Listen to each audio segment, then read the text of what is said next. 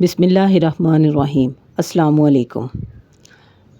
مولا علی علیہ السلام نے فرمایا، اگر نماز پڑھنے والے کو علم ہو جائے کہ کیسے رحمتوں نے اسے گھیر رکھا ہے تو وہ کبھی سجدے سے سر نہ اٹھائے۔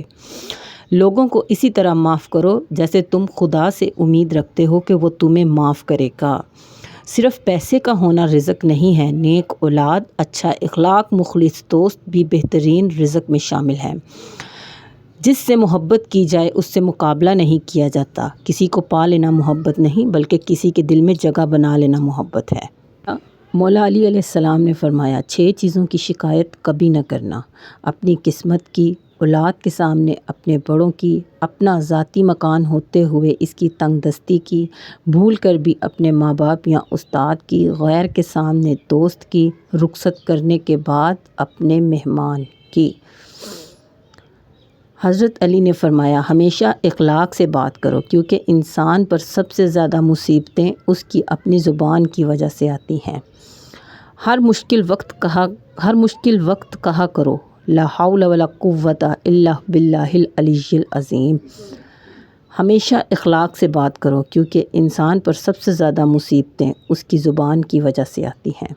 انسانیت بہت بڑا خزانہ ہے، اسے لباس میں نہیں انسان میں تلاش کرو۔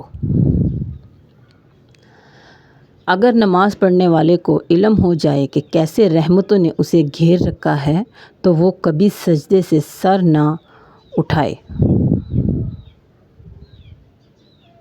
دوست سے سنبھل کر دوستی کرو، ہو سکتا ہے وہ کسی دن تمہارا دشمن بن جائے، اور دشمن سے سنبھل کر دشمنی کرو، ہو سکتا ہے وہ کل تمہارا دوست بن جائے۔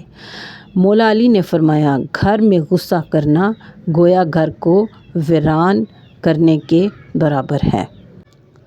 کوشش کرو کہ تم دنیا میں رہو، دنیا تم میں نہ رہے، کیونکہ کشتی جب تک پانی میں رہتی ہے خوب تیرتی ہے، لیکن جب پانی کشتی میں آ جائے تو وہ ڈوب جاتی ہے۔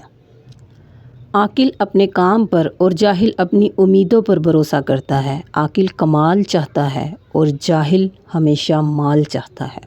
جو تمہارے سامنے تمہارے عیب چھپاتا ہے اور غائبانہ ظاہر کرتا ہے وہ دشمن ہے، اور جو تمہارے سامنے تمہارے عیب بتاتا ہے اور غائبانہ چھپاتا ہے وہ دوست ہے۔